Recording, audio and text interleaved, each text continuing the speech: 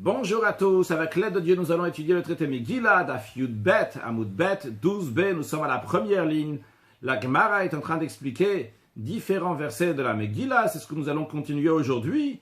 Sur la première ligne, Bayom Hashvi, Ketov Lev HaMelech Bayain, la Megillah raconte que le 7e jour, lorsque le cœur du roi était bon, était joyeux, grâce au vin, suite à cela, il a demandé qu'on appelle la reine Vashti, sa femme, qu'elle vienne se présenter en public. Et Vashti n'a pas voulu venir se présenter en public, et ce qui a éveillé la colère du roi. Et le roi a demandé à ses conseillers quoi faire. Finalement, ils ont décidé de l'exécuter. Alors, la question de la Gemara sur ce verset est que Yom Hashvi, le 7e jour, lorsque le cœur du roi était rendu joyeux par le vin, la Gemara demande à toi est-ce que jusqu'au 7e jour, le cœur du roi ne s'était pas réjoui par le vin? Et juste le 7e jour, à ce moment-là, le roi s'est réjoui avec le vin. Rava il dit Yom Hashvi Shabbataya, ce 7e jour-là, c'était Shabbat. C'est un jour dans lequel on trouve particulièrement la différence entre les juifs et les non-juifs. Shisa Elochim Veshotin, que le peuple juif mange et boive, et en conséquence, qu'est-ce qui se passe? Matrin, Bidivre Torah, il commence par dire des propos de Torah, Bidivre Tishbachot, avec des propos de louange à Kadosh Baruch Hu. Avala que Chavim, mais les nations, chez Ochlim Veshotim, lorsqu'ils mangent et boivent, El Matrin, Bidivre Tiflut, ils commencent uniquement à dire des propos qui n'ont pas de sens, qui n'ont pas d'importance. Et en effet, c'est ce qui s'est passé aussi ce 7e jour qui était Shabbat, lors du banquet d'Achashverosh, Vechan Besoudat, Oshalotorash, et l'on fut ainsi, donc au festin de ce méchant de Achashverosh, qui discutait donc des choses qui sont tiflout, qui sont bêtes, des sottises. Halal, Omri, Madiot, not. Ceux qui étaient de Med, ils disaient que les femmes de Med sont belles. Valal, Omri, Parsiot, not. Et ceux qui étaient de Perse disaient que les femmes perses sont belles. Amar lahem Achashverosh. Achashverosh leur a dit, le vase, l'ustensile duquel je me sers, qui fait référence à sa femme, le Madi, le Parsi, il n'est ni de Med ni de Perse. Elle a Kasdi, seulement il est de Chaldéen, donc c'est celui de Bavel. Donc c'est le Bavli, ma femme de Babylone. Vous voulez la voir et vous allez voir que vraiment c'est elle la plus belle. Eh bien, Amrouloïn, les gens lui ont dit oui, mais au Bilvat, j'étais à Roum à ma condition qu'elle soit nue. Faut pas qu'on va dire qu'elle avait des parures, des bijoux, et c'est ça qui a fait qu'elle soit belle. Maintenant, pourquoi a fait Dieu qu'exactement ça va être la punition de Vashti qu'on va lui demander une telle chose? À la mesure dont l'homme il agit, de la même manière aussi le tribunal céleste il agit contre lui. Qu'est-ce que Vashti faisait? Vashti aresham via bnot Israël. Vashti la mauvaise, elle a la coutume de faire venir des filles d'Israël, ou mafshiktan arumot, les déshabiller entièrement. Elle les faisait travailler pendant Shabbat pour les humilier. Où est-ce qu'on retrouve qu'elle se comportait mal sur ce point-là? Le dictive, c'est ce qui est écrit après, une fois qu'on a exécuté Vashti, il y a écrit après ces événements, que lorsque la colère du roi Achashverosh s'est apaisée, Zacharet Vashti, s'est souvenu de Vashti, ve'et asher asata, et ce qu'elle avait fait, ve'et asher nigzaraleh, ce qui avait été décrété à son sujet. Les mots Vetacher Asata, est-ce qu'elle avait fait, sont en plus. Et il fallait dire qu'Achashverosh s'est souvenu de Vashti, qu'elle a été exécutée, ce qu'on a décrété sur elle. Pourquoi on dit Vetacher Asata ce qu'elle a fait? Alors qu'il cherchait Asta, Kardik Zaralea, parce que de la même manière qu'elle a agi envers les filles d'Israël, qu'elle les a déshabillées entièrement pour travailler le jour du Shabbat, eh bien c'est la même chose qui lui a été demandé donc de se déshabiller le jour de Shabbat, et ce qu'elle n'a pas voulu faire. Qu'est-ce qui est écrit? Vatemaïn amalka Vashti, que la reine Vashti refusa. La Gemara questionne, pourquoi Vashti n'a pas voulu? Migdé Pritsta avait vu que Vashti était complètement dévergondée, comme Rashi nous dit la traduction de l'araméen en hébreu, Pritsta Avai, Putsa Aïta, elle était dévergondée, elle avait un mauvais comportement et des idées qui sont mauvaises. Des Amarmar, comme maître il a dit, on avait appris ça à la fin du cours précédent, que maître a dit que Shnem lidvar aveiranil kanu. Lorsqu'on avait discuté à la fin du cours précédent, pourquoi Vashti n'a pas fait son festin dans un endroit qui est plus discret, plus intime pour les femmes, dans le Bet Anashim, elle a fait dans la maison du roi. On avait dit parce qu'en effet, Achashverosh, il avait l'intention de montrer la beauté de sa femme, et elle avait aussi l'intention de montrer sa beauté. Donc elle était dévergondée. Dans ces cas-là, et les deux, ils avaient l'intention, donc Ishnem, Nidvar Aver, Anidkam, les deux, ils projetaient de commettre des actes immoraux. Dans ces cas-là, Maïtam Aloate, pourquoi Vashti ne s'est pas présentée comme Achashverosh lui a demandé? Rabbi Yosef Bachanina, Rabbi Yosef Bachanina répond, il dit en effet, elle serait prête à venir d'une telle manière. Mais seulement quoi? Cela nous apprend qu'elle avait contracté la lèpre, donc elle avait une lèpre sur elle, donc elle ne voulait pas se présenter d'une telle manière. Quel rapport maintenant avec la lèpre? Rashi, cela nous enseigne qu'elle a contracté la lèpre. Dans le Talmud Yerushalmi, on apprend ça d'un verset. Il est écrit, mais à propos de Vashti, il est écrit ce qui a été décrété sur elle. Uktiv, il est écrit à propos du roi Uziyahu qui a été frappé par la lèpre, que va Yeshev Bet Achofshit, Metzora, il a été assis, il s'est installé dans la maison de Chofshit. D'après beaucoup de commentaires, le Bet Achofshit, c'est-à-dire il s'est fait une maison dans le cimetière. En tous les cas, dans un endroit où il n'y a personne qui habite là-bas, les morts sont Chofshi, sont libres des mitzvot, libres dans le sens qu'ils n'ont pas le mérite de faire les mitzvot. En tous les cas, il y a écrit à propos de Uziyahu, va Yeshev Bet Achofshit, qui était installé donc dans le Bet Achofshit Metzora en tant que lépreux, qui nixar mais Bet Hashem, car ça a été décrété de la maison de Dieu. Là-bas, l'expression à propos de la lèpre de Uziyahu, c'est qui nixar, qui a été décrété, et c'est la même expression qui est employée aussi pour la reine Vashti, Bet Hashem nixar alea, ce qui a été décrété dans les deux, aussi bien dans Vashti, aussi bien dans le roi Uziyahu qui était lépreux, il y a l'expression de nixar, donc Maale Alan Sarah. De la même manière que l'expression de nixar là-bas a été décrétée, ça fait référence à la lèpre que Uziyahu avait, Afkan Sarah, de la même manière ici aussi, à propos de la reine Vashti. Qu'est-ce que nixar alea, qu'est-ce qui avait été décrété dans le sens profond des choses? C'est qu'elle était devenue lépreuse. Vu qu'elle était devenue lépreuse, c'est la raison pour laquelle elle n'a pas voulu venir se présenter.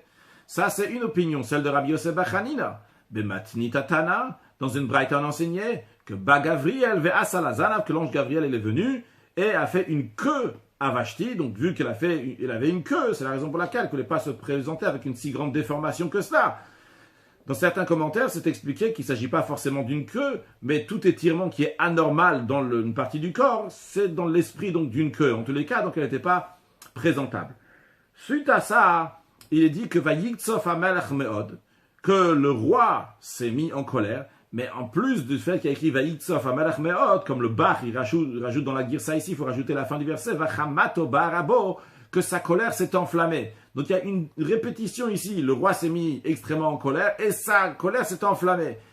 Pourquoi? Alors la Gemara elle demande pourquoi sa colère s'est tellement enflammée? C'est quoi cette répétition? Ok, Vayitzof Amalach Meod, il s'est mis en colère. Mais pourquoi en plus la Chamato Barabo, sa colère s'est enflammée?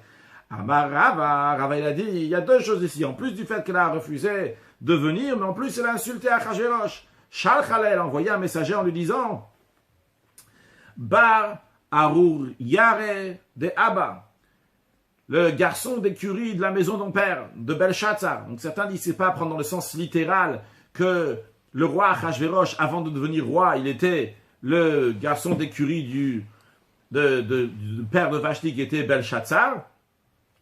Bien qu'on avait appris dans la Gemara avant qu'il y a une opinion qui dit que Achashverosh n'est pas du tout la lignée royale et il avait atteint ce rang de différentes manières.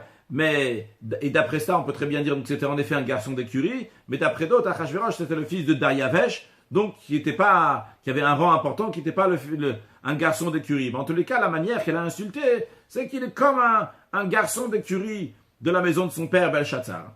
Et il dit, Abba, Vashti a dit, mon père, donc mon père Belshazzar, la Kabel Alpha Chamreshate, il pouvait boire du vin comme 1000 personnes. C'est un verset, comme Rashi nous dit, c'est un verset dans Daniel, Ken Eida Katuvala. Ainsi, le verset témoigne sur Belshazzar.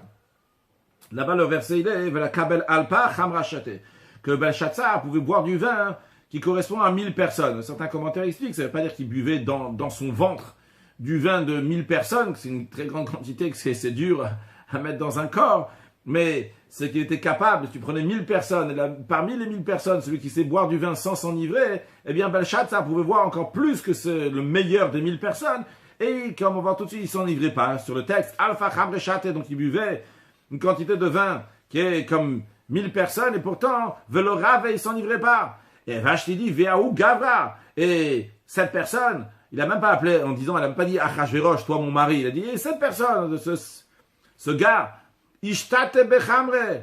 Il a perdu la raison, il est devenu fou avec le vin. Alors, lorsque Achashverosh, il a entendu en plus cette insulte, Miyad, aussitôt, Vachamato Barabo, sa colère s'est enflammée en lui. Donc, je sautais peut-être le Rashi, Auriare, qui veut dire Shomri Asusim, donc les gardiens des chevaux, donc les garçons d'écurie. Bien, maintenant, Vashi n'a pas voulu venir, il faut réfléchir. Qu'est-ce qu'on va faire avec elle? Donc la Megillah nous dit, va Yomer Amelach Lachachamim, que le roi, il a dit aux savants, dans la suite du verset, après qu'il a écrit le mot les savants, il a écrit Yodéaïtim, les connaisseurs des temps. C'est la raison pour laquelle que la Gemara explique Man Chachamim, qui étaient ces savants? C'est Rabbanan, c'est les sages. Pourquoi qui dit que c'est les sages? Quand on dit les sages, ça peut être aussi des savants des nations. Qui dit que c'est les savants juifs? Parce qu'il y a écrit Yodéaïtim, connaisseurs des temps. Qu'est-ce que ça veut dire connaisseurs des temps? Il s'agit des sages juifs. Chez Yodim le Abershanim les Chodashim qui savent intercaler le 13e mois de Hadar de temps en temps, lorsqu'il y a une année qui est embolismique, on rajoute encore un 13e mois dans l'année. Il faut savoir quand est-ce qu'il faut le mettre, quelle année il faut le mettre. Et ils savent comment dit Boashanim de faire le calendrier juif, donc fixer les années. Donc ça, il s'agit des savants juifs. Amar le ou, il a dit aux savants du peuple juif, au Rabbanan, il leur a dit Dainu Ali, jugez-la pour moi. Comment je dois réagir à la conduite de Vashti? Maintenant, les Rabbanan, les sages, ils étaient dans un embarras, qu'est-ce qu'ils vont faire? Amrou, ils ont dit, Hechinavid, comment on va procéder? Ne malek tala, si on va dire de tuer Vashti, le machar pasik le chamra. Demain, il va cuver son vin, littéralement pasik le chamra, que son vin va être moins, il aura moins de vin demain. Et au Baelaminan, il va la réclamer, il va dire, qu'est-ce que vous avez fait avec ma femme? Qu'est-ce que ça veut dire? Donc il est devenu normal, il dit, mais Vashti, vous l'avez tué. Rashi Pasikle va s'arrêter littéralement son vin, il va s'affaiblir. Yafid Yeino Me'at Me'alav. Donc son vin va s'affaiblir un peu de lui, donc il va devenir un peu plus un peu plus sobre le lendemain. Et il va demander Vashti, qu'est-ce qu'on va lui dire? D'un autre côté, les sages ils ont dit Nema Leshavka, si on va lui dire laisse-la, c'est pas grave, on va pas la punir. Si on va dire comme ça, comme Zalzala Malchuta. Ça veut dire, comment tu peux dire une telle chose? Elle a dénigré le règne du roi Achashverosh, ça ne se fait pas de parler d'une telle manière. Alors, pour s'en sortir de cet embarras, qu'est-ce qu'ils ont dit? Amroulo, les sages ont répondu à Achashverosh la chose suivante.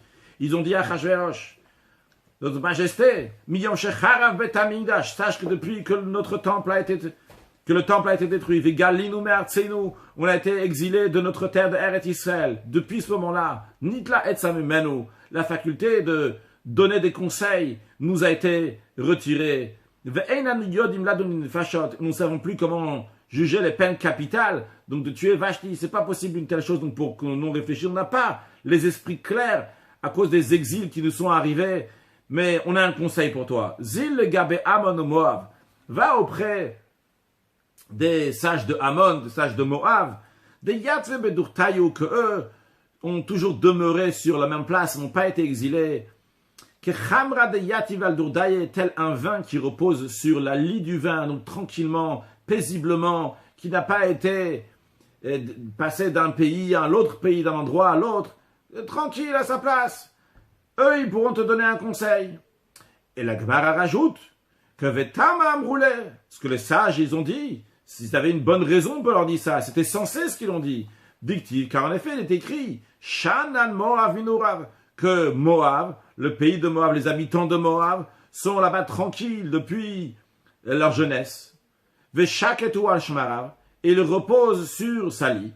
La suite du verset, c'est Velo Hurak Mikli al-Keli, il n'a pas été vidé, versé d'un ustensile à un autre ustensile. Ou Bagol alo-Halach, il n'a pas été en exil. Alken Amatamobo, c'est la raison pour laquelle que son goût lui est resté, Verecho Lonamar, et que son parfum ne s'est pas altéré, il a gardé son goût et son odeur. Rashi Vetama Amroulé. Donc la Gemara remarque qu'ils ont donné une bonne raison, les sages en disant ça. Veyafe Amroulo, Rashi nous explique qu'ils lui ont bien dit, Devada Ekenu, car en effet, c'est sûr qu'il en est ainsi. Chez Mitor, chez Adam Shaket, parce que par le fait que la personne, elle est tranquille, elle reste sur sa place, Datom Yushavet Alav, son esprit automatiquement aussi est plus posé. Chez Nemar, comme il est dit, Rashi nous ramène le verset qu'on vient de voir dans la Gemara, Shanan Moav Minourav, que Moav, il est tranquille depuis sa jeunesse. Veshoketu al Shmarav, et il repose sur sa lit.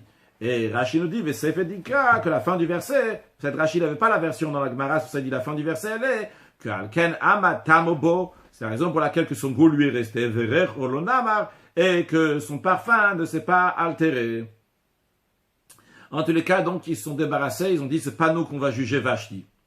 Alors, Miyad, aussitôt, qu'est-ce qu'Achashverosh après? Qu'est-ce qu'il a fait? Il est parti prendre conseil ailleurs. Et le verset continue, qu'est-ce qu'il dit? Va Karovelav, celui qui est le plus proche de lui, donc de Achashverosh. Il y avait, voilà, les ministres suivants. Karshena, Sheitar, Admata, Tashish. La Gemara en cite 4. On va voir tout de suite dans quelques instants qu'il y en a encore 3 autres dans le verset. En tout, il y en a 7.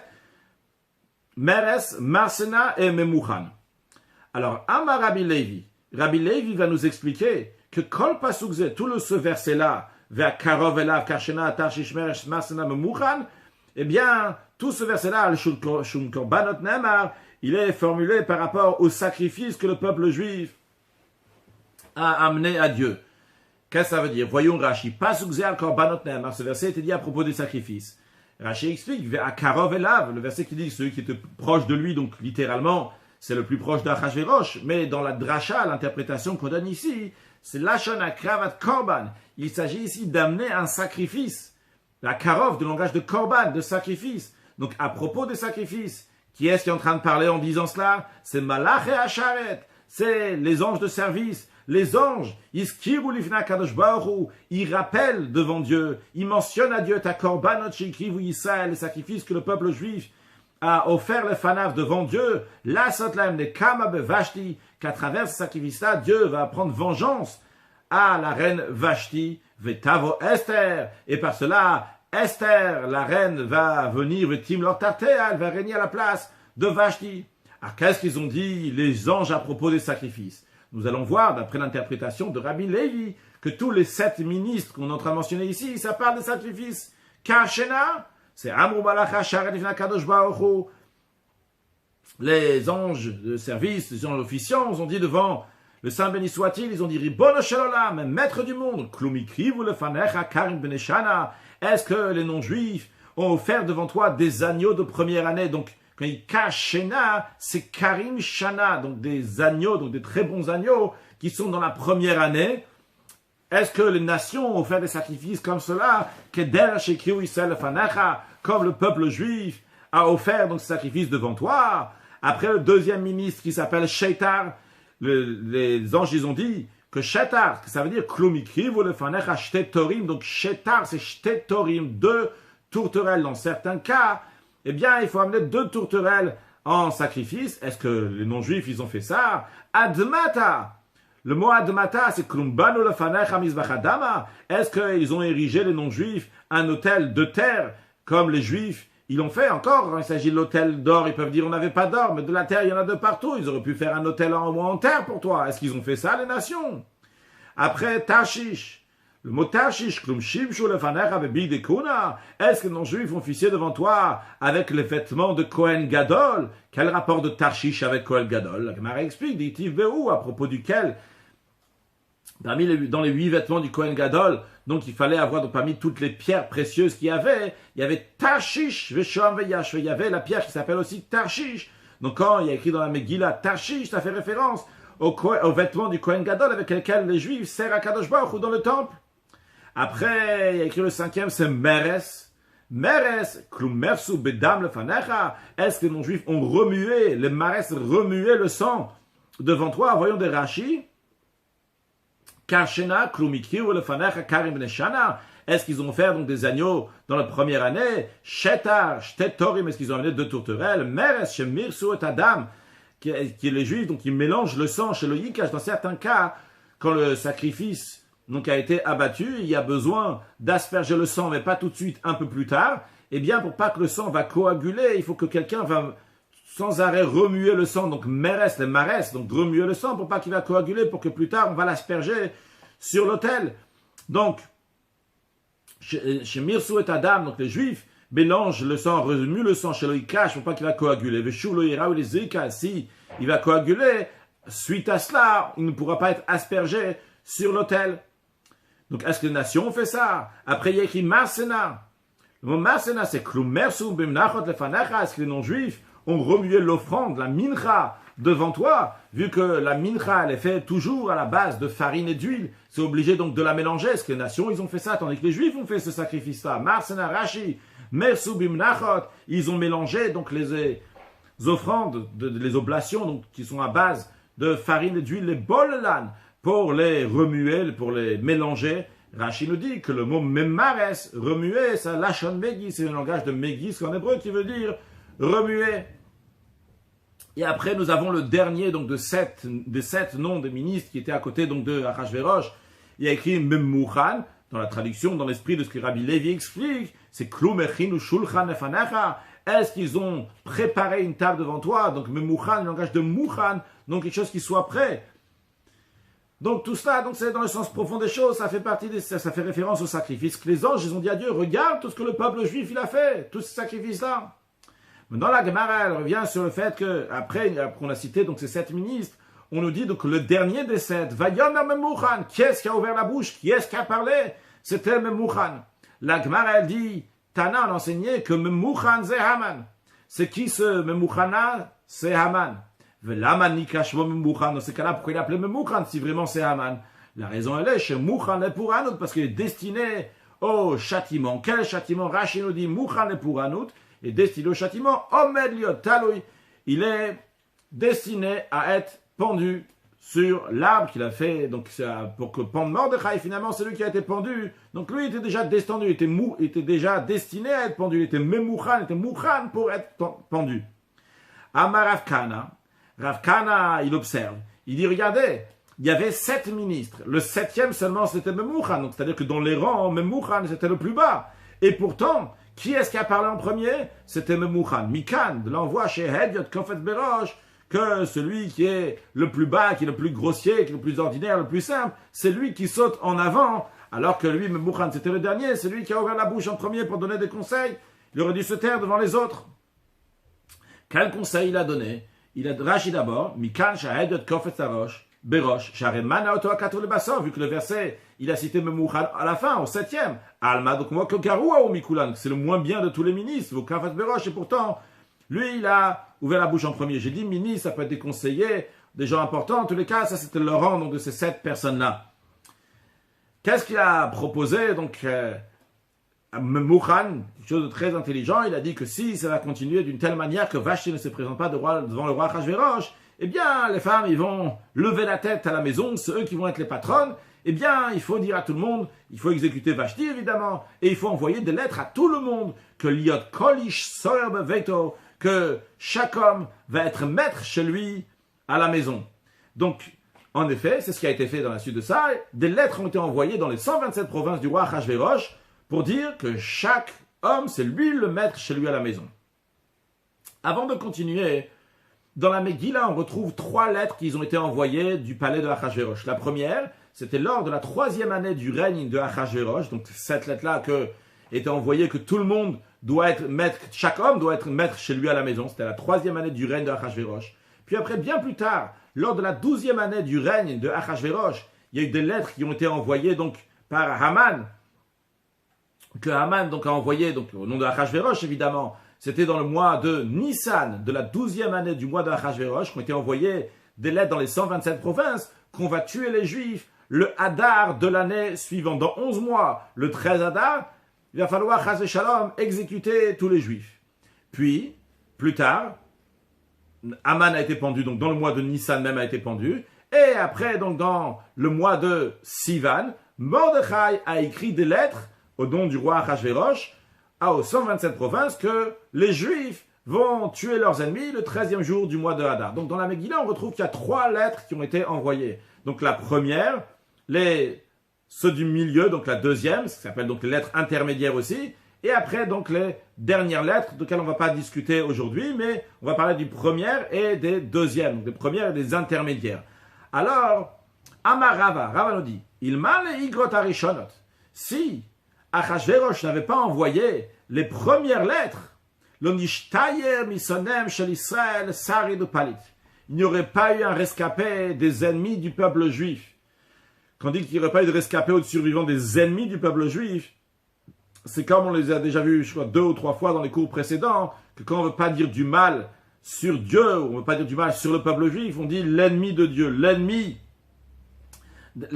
du peuple juif, donc c'est une antiphrase. Ici aussi, quand on dit que ce ne serait pas resté un rescapé survivant des ennemis d'Israël, c'est de Chaz Shalom, qui ne serait pas resté de rescapé aux ennemis du peuple juif. Maintenant, en quoi les premières lettres qui ont été envoyées la 3e année lorsqu'il a écrit que tout le monde va être maître chez lui à la maison, tous les hommes vont être maîtres chez lui à la maison, en quoi ça a aidé le peuple juif? Eh bien,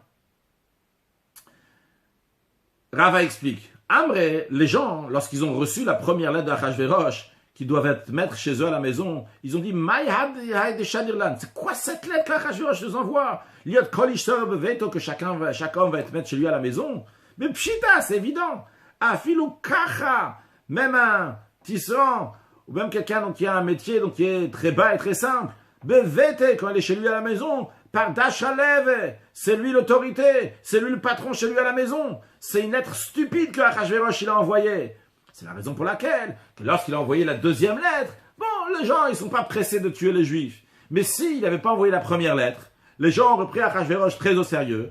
Et dès qu'ils auraient reçu la lettre que dans 11 mois on doit tuer le peuple juif, les gens n'auraient pas attendu 11 mois pour tuer le peuple juif. Tout de suite, ils auraient tué le peuple juif de manière qu'il ne serait plus resté de rescapés aux survivants du peuple juif.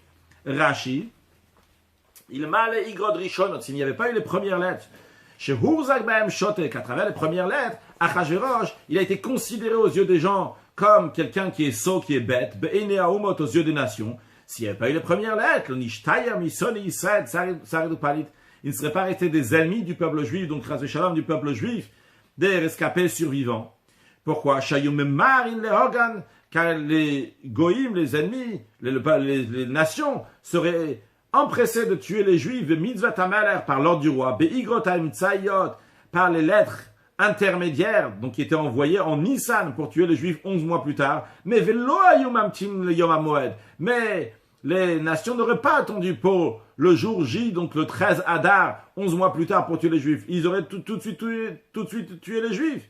Mais vu que quand ils ont reçu les premières lettres, Amri, ils ont dit c'est quoi ces lettres-là qu'il nous a envoyées pour nous dire d'être maîtres chez nous à la maison? Amri Ma'umot, les nations disent qu'est-ce qu'Achashverosh a besoin de nous envoyer l'homme Arlano pour nous dire liot kol ish sor beveto, que chaque homme va être maître chez lui à la maison? Chez Afa Gardan, le Bach il dit, il faut rajouter ici le mot pshita, c'est évident, chez Afa Gardan, que même le tisserand, shorer beveto, c'est lui qui est maître chez lui à la maison. Donc Rashi traduit kacha par gardan. Certains disent que c'est pas la traduction que Rashi veut nous dire, mais Rashi veut juste dire même un tisserand, mais n'importe quelle personne, même qui a un métier donc qui n'est pas de grande importance, lui aussi il est quelqu'un, c'est lui le patron chez lui à la maison. Puis Rashi nous traduit le mot que même le kacha, donc même celui qui a un simple travail, il est par dashra, il est chez lui pakid venagid. Donc c'est lui qui incarne l'autorité, donc Pakid Venagid, c'est lui l'agent, c'est lui qui dirige les choses. Dans la suite après, lorsque Achashverosh s'est rappelé ce qui s'est passé avec Vashti, qu'elle a été tuée, que maintenant il a besoin d'une femme, qu'est-ce qu'il a fait? Et son équipe lui a dit, on a suggéré à Achashverosh que le roi donc, va nommer des agents dans toutes les provinces de son royaume. Et la suite du verset, ils vont amener toutes les filles vierges, donc qui sont de belles d'aspect, tous ces filles-là, on va les ramener chez le roi Achashverosh. Sur cela, Rav a un commentaire à faire. Mais tout d'abord, il nous ramène un verset. Amarav, Rav nous dit, Maïditiv, quel est le sens du verset? Kol arumya sebedat. Il y a 2 parties dans le verset. La première partie qui dit Kol arumya sebedat, que tout homme avisé, il agit avec réflexion. Par contre, la deuxième partie du verset, Uksili, il faut ainsi valet, l'insensé, il étale sa sottise. Alors, il va nous expliquer, la première partie du verset fait référence à David Amer, que lui aussi il avait besoin d'une jeune fille, on va voir comment il l'a fait. Et la deuxième partie fait référence à Achashverosh, que lui aussi il avait besoin des jeunes filles, mais il s'est pas bien comporté. Kol arumya sebeda, tout homme qui est avisé, il agit avec réflexion. De qui s'agit-il? C'est David, c'est le roi David. Dictive, il est écrit que Vayom, Roulo Avad à ses serviteurs lui ont dit Yevat, Shula Donia Malach Narabetula.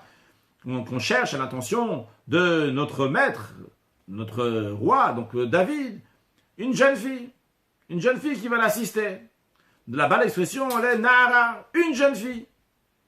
Maintenant, vu que David cherchait une jeune fille, a commandé Ava le Brata, quiconque avait une fille, Aïtani allait.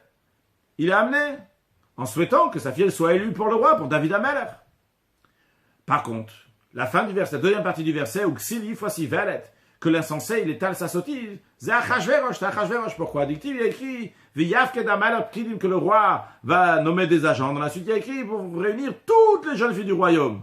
Alors, quand les gens, ils ont vu qu'Achashverosh voulait qu'on va amener toutes les jeunes filles du royaume, ils ont compris que Achashverosh va cohabiter avec toutes les filles. Mais finalement, il y en a une seule qui va être son épouse.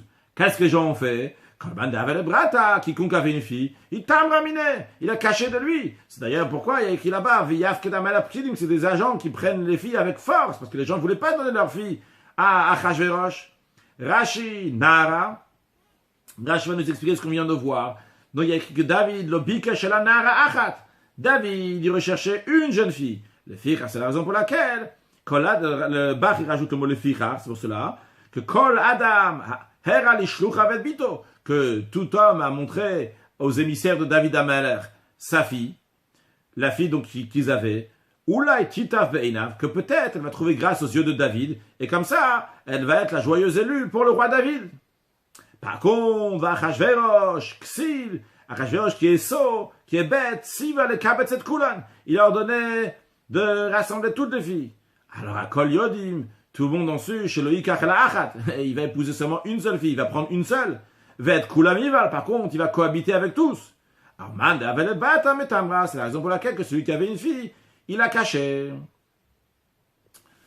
Après, dans la Megillah, il y a écrit, Ish Yehudi aya b'Shushan Abira. Il y avait un homme Yehudi, un homme juif, dans la Shushan, la capitale. Et du Gomer, etc. Ish Yemini, un homme de Yemini, c'est-à-dire un homme qui venait de la tribu de Binyamin. La Gemara, elle demande, Maï Kamar, qu'est-ce que le verset veut nous apprendre en disant ces noms? La Gemara, elle n'a pas dit tout le verset, il y a écrit Gomer, mais dans le Gomer, dans le etc., il y a plusieurs noms. Ish Yehudi aya b'Shushan Abira, Ushmo, il s'appelait Mordechai, donc c'est son nom, Ben Yair, fils de Yair, Ben Shimi, fils de Shimi, Ben Kish, fils de Kish, et à la fin, il y a écrit Ish Yemini, un homme de Yemini, donc c'est-à-dire qui vient de la tribu de Binyamin. Alors déjà, la Gemara demande, les Yarse, si on vient donner la généalogie de Mordechai, les Yarse ve'azila de Binyamin, on n'a qu'à remonter la généalogie jusqu'à Binyamin. Pourquoi s'arrêter au milieu, on dit seulement certaines personnes? Et d'ailleurs, quand les commentaires expliquent, c'est inclus aussi dans la question de la Gemara, pourquoi on dit seulement ces trois noms-là, donc Mordechai, Ben Yair, Ben Shimi, Ben Kish, parce qu'on saute, par exemple, Shimi, on va en parler dans quelques instants. Shimi, il était Ben Gera, Shimi, Ben Gera, Shimi fils de Gera, mais on saute Gera, on dit Shimi Ish, Ben Kish, Shimi, Ben Yemini, donc on a sauté Gera par exemple. Donc on a dit seulement ces noms-là à propos de Mordechai. Sûrement il y a quelque chose de particulier lorsqu'on est en train de nous dire Ben Yair, Ben Shimi, Ben Kish, ces trois choses-là sont importantes, et aussi pourquoi on va donc jusqu'à Yemini. Pourquoi on dit que c'est de Binyamin? Alors la Gemara dit qu'en vérité, Maïshna Hane. Pourquoi tous ces versets-là? Tana, j'ai dit pourquoi on va jusqu'à Binyamin, pourquoi on va pas jusqu'à Binyamin, on dit juste ces noms-là. La Gemara, Maïshna Hane. Quelle est la différence donc on dit uniquement ces ancêtres-là de Mordechai et pas tous? La Gemara répond, Tana Kulana Shmoniko. La Gemara est enseigné que tous les noms cités dans le verset, que ce soit Yair, Shimi et Kish, donc sont attribués à Mordechai lui-même. Quand on dit Ben Yair, c'est pas seulement qu'il est le fils de quelqu'un qui s'appelait Yair, mais c'est un Ben, c'est un garçon, c'est un fils, c'est un homme chez Eirenem Shalisal Betfilato, qui a éclairé, il a illuminé les yeux du peuple juif à travers sa prière. Comme il y a écrit plus tard, la Yudim Aïta Ora, que les juifs ont eu le Ora, ils ont eu la lumière grâce à Mordechai. Après, il y a écrit Ben Shimi, fils de Shimi. Shimi, c'est un langage de Shmiya, d'entendre. Parce que Ben Sheshama Kel Tfilato, c'est un fils, c'est un homme, c'est quelqu'un que Dieu a entendu sa prière, a écouté sa prière. Puis Ben Kish, fils de Kish, Shehi Kish al-Share Rachamim, il a frappé sur les portes de la miséricorde, Veniftecholu, et les portes lui ont été ouvertes, bien que le décret avait déjà été décrété contre le peuple juif, Chas v'Shalom, et bien lui, il a frappé sur les portes lui ont été ouvertes.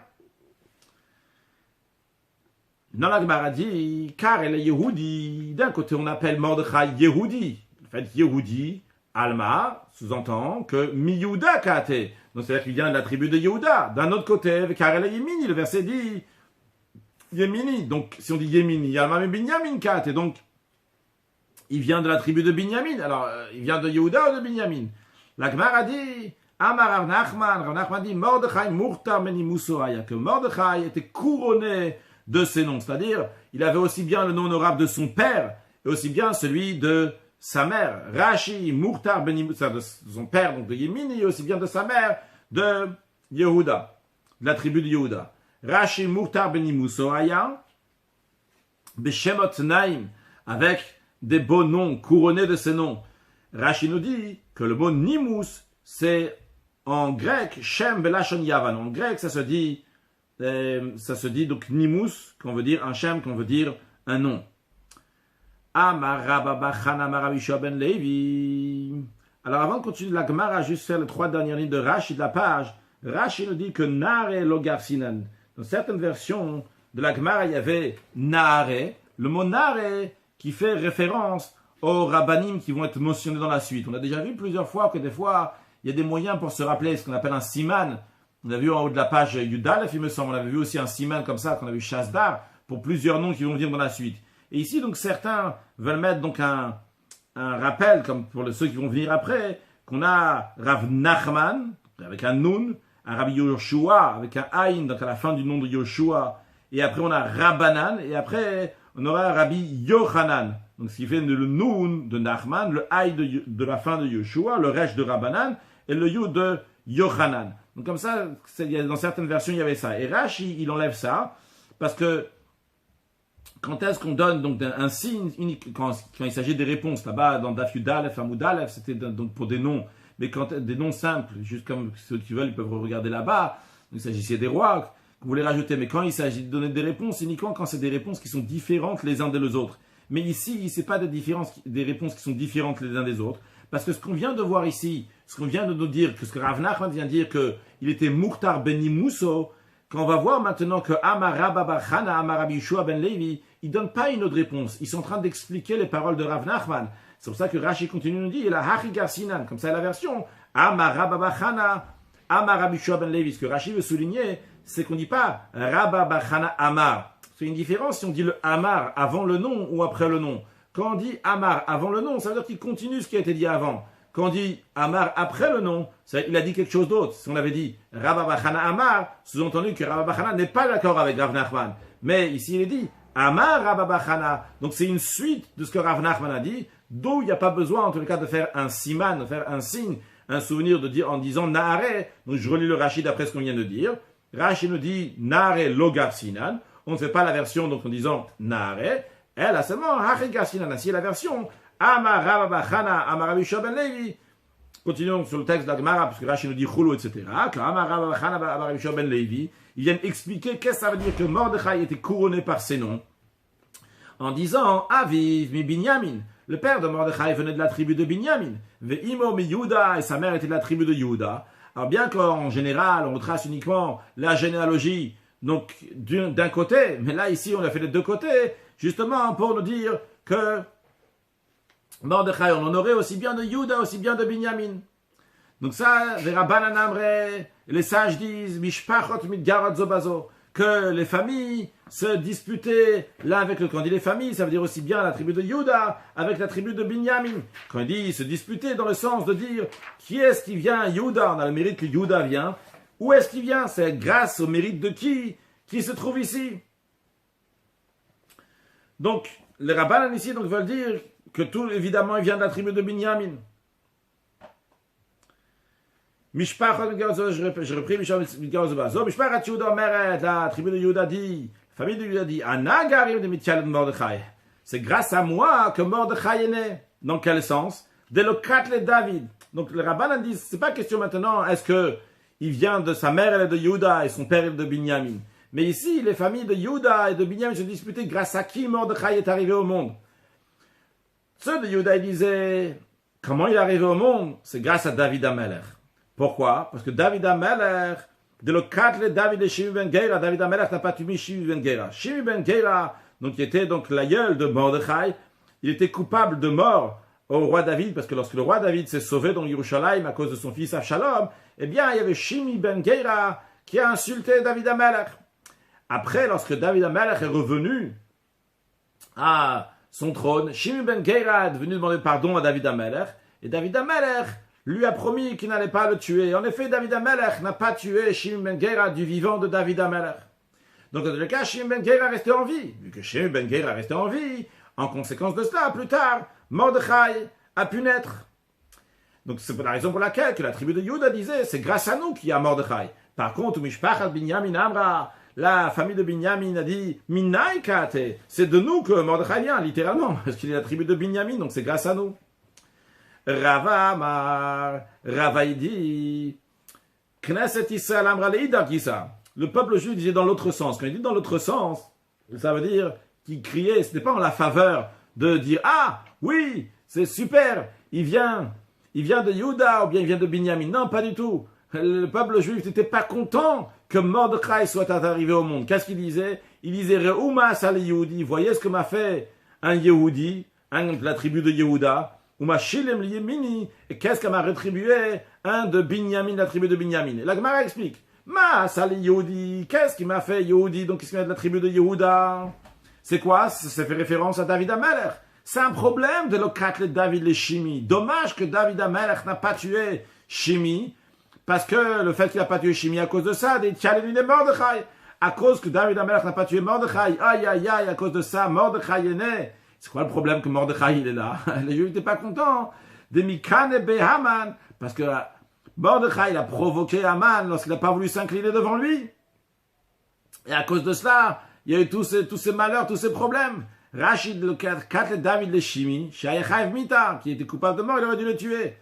Et le Rachid après, donc le Idar Gisa, on est passé sur Daf Yud Gimel Amud Aleph, on va faire quelques lignes pour finir le sujet. Les Idar Gisa, donc d'après Rava, Knesset Israël, le peuple juif, disait de l'autre côté, non pas en tant qu'une faveur, mais l'itzaka. Donc il criait, il se plaignait, venons le shavach, non pas en tant qu'une éloge, une faveur. Ils disent Ish Yehudi ve Ish Yemini, qu'un homme de la tribu de Yehuda et un homme de la tribu de Binyamin, Gamouliat Saraz, et c'est eux qui m'ont entraîné, qui m'ont amené tous ces malheurs.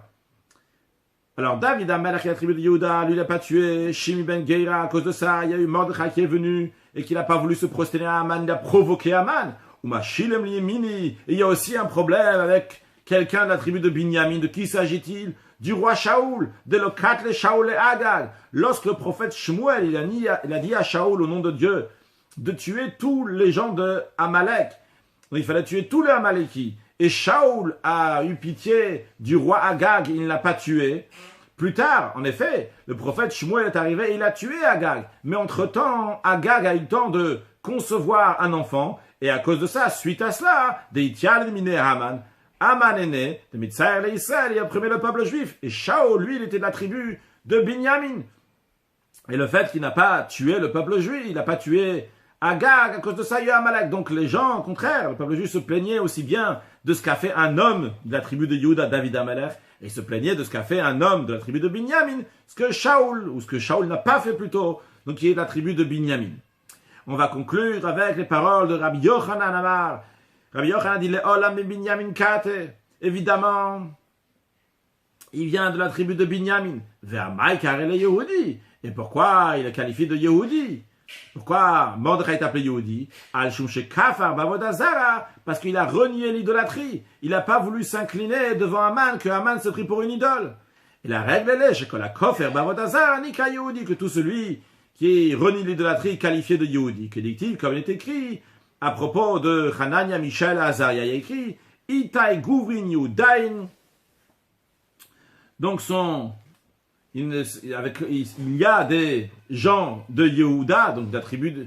c'est pas la tribu de Yehuda, parce que la suite du verset là-bas il y a écrit qui ne servent pas à tes dieux, donc il dit à Nebuchadnezzar, là-bas il s'agit lorsque Nebuchadnezzar il a fait sa statue de Bikadura, et que Hanania, Mishaël, Azaria ils ne sont pas prosternés. Ils ont dit, donc il y a des juifs, il y a des Yehuda et Yedaïn qui ne se prosternent pas à ta statue. Donc on voit qu'ils ne se prosternent pas, ils ne font pas Avodah Zara, ils sont appelés Yehudaïn, ils sont appelés donc Yehuda parce qu'ils sont modés dans Akadosh Baruch Hu. La Gemara souligne plutôt le contraire, de modé, donc que la kofer b'Avodah Zara, tout ce qui nie l'Avodah Zara, il est appelé Yehudi. On va conclure avec une halakha et un sujet de Chassidut. Dans Masechet Eretz Rabbah, dans Perek Dalet, il est dit que quand on rentre dans la maison, c'est l'invité qui rentre en premier. D'abord, il y a le Balabait, le propriétaire de maison qui rentre, et après seulement l'invité. Lorsqu'il sort, c'est l'invité qui sort en premier, le Balabait sort après. Dans le Magen Avraham, Siman Kuf Nun Vav, c'est Katan Bet, en effet, comme ça il tranche dans la halakha, ça vient dans l'esprit de ce qu'on a dit, que chacun soit patron chez lui à la maison, donc une halakha qui est un peu liée avec ce que nous avons étudié aujourd'hui. Et maintenant, un sujet de Chassidut, dans une sikha de Parashat Vayigash, Zayin Tevet Tafshin Nun Bet, le rabbi nous explique quelle est la volonté de Mordechai et Haman. On va parler celle de Mordechai, la volonté de Mordechai.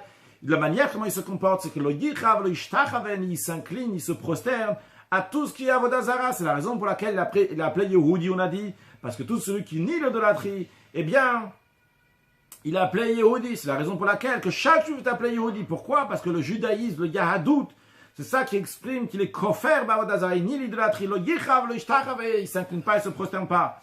C'est connu que ça n'inclut pas seulement la Avodah Zara dans le sens littéral, l'idolâtrie dans le sens littéral, mais chaque chose qui n'est pas liée avec Vavatem et Hashem Elokechem, le service d'Akadosh Baruch Hu, même si c'est pas le contraire du code de la loi juive, du Shulchan Aruch, mais le fait que c'est pas un travail qui est pour Hashem, eh bien c'est Avodah Zara. Là, c'est de Tzanavicha Shebeshamayim, faire la volonté d'Akadosh Baruch Hu. Et comme il est dit que Ani lo divreti ela lesham eshet kodi, j'ai été créé uniquement pour servir mon Créateur. Le fait qu'on est créé, donc c'est-à-dire qu'à chaque instant de l'existence de l'homme ici sur terre, il est là pour servir à Kadosh Baruch Hu. En effet, il est dit Kol ma'asech aleshem shamayim, que toutes les actions vont être faites pour Dieu. Ou bechol dacher adek, dans tous les chemins retrouve Hachem. L'expression de Kol, c'est dans tout, ça englobe tout ce que la personne a fait. Il va être entièrement pour Akadosh Baruch Hu. S'il y a quelque chose d'autre qui n'est pas pour Dieu, eh bien c'est Avodah Zara, c'est l'idolâtrie. C'est le contraire de la raison pourquoi on a été créé. Et ça exprime la volonté de Mordechai, que le Yishrav, le Yishtachav, il se prosterne à rien du tout dans le monde, même quelque chose qui est permis d'après le Shulchan Aruch, parce que tout ça, c'est pas le service de Dieu, c'est Avodah Shezara, c'est un travail qui est étranger à lui. Alors chacun de nous renforçons le Yehudi qui est dans nous, le Juif qui est dans nous, la Yechida Shebenefesh, comme on est Yachid, on est entièrement unis avec Akadosh Baruch Hu, par cela on va mériter très prochainement à la Yechida générale, à la Yechida de tout le peuple juif, qui est la Neshama du Mashiach, et que Mashiach va se dévoiler, venir concrètement dans ce monde matériel, le Matama Sarat Farim, très prochainement. Amen. Une excellente journée.